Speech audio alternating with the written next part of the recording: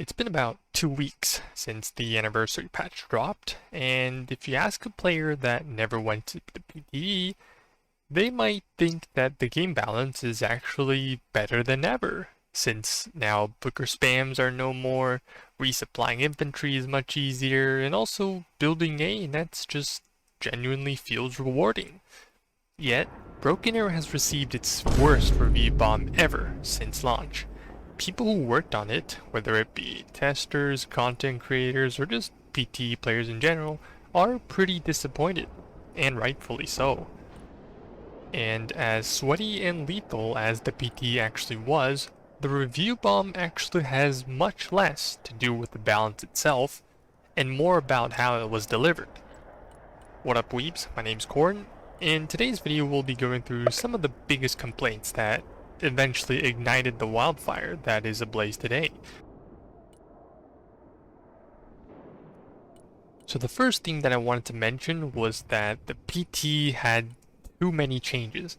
Also, this is not a complaint, but the reason behind it is because the live patch of the game has kind of accumulated problems and balance issues for over half a year, and it led to the PT being so different from live, where you don't really have a good control group, which we mentioned previously, on what changes are good, what changes are controversial, and what changes are bad. And with that, you tend to have a lot of disagreements on balance. And on top of that, because of how often the PT itself updated, completely over, like flipped over the desk and just came in with a new iteration of AA. Actually, I don't really think a lot of people fully experienced the PT, the very last version of the PT, which actually was received quite positively by the very minor audience at the end. And I think the game that I used to play before Broken Arrow, which was World of Warships, their PTs only tested one thing at a time, which isn't really a lot, but at least it makes sure that, okay, at least the people coming in to test can at least feel the difference between the live patch and the PT, and it felt like a better experimenting process than the one we have in Broken Arrow. And on top of that, PT was also pretty difficult to access to, since people had to redo their settings and also install 5 gigabytes of data every time they swapped branches. You know, it tends to discourage people from even trying PT in the first place. So if you read through the dev blog or the patch notes of the anniversary patch, you can kind of categorize most of the changes into 3 groups. The first group is that the changes that they made on the PT were actually not fully implemented into the game. There were some at least debatable ones or questionable ones, for example the infinite resupply and reduced tank damage, which used to be 10 but now it's 8. And then you also have some good takes, which for example were the AA changes. I mean, overkill was implemented, but the A range reduction, aim time reduction, that kind of stuff, along with the artillery changes, both were probably, I mean, at least in my opinion, better versions of the ones that we had on the PTE. The second group that we have is that changes that weren't really tested on the PT being directly installed on the live patch.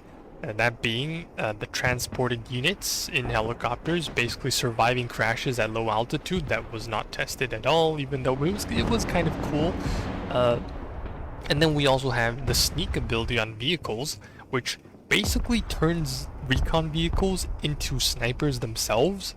And by increasing the amount of snipers, which you normally will only have an availability of 4, it basically makes the front line extremely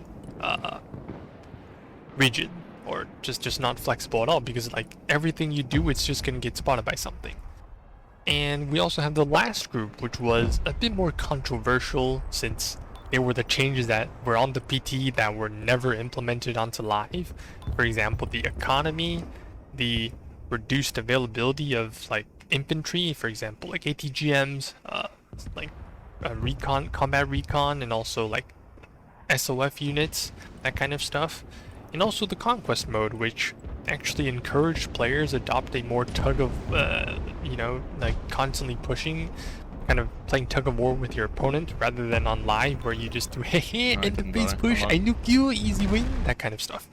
And these inconsistencies of changes not making it to live or like changes being changed before making it to live have given players many reasons to be dissatisfied, whether they supported the changes or not.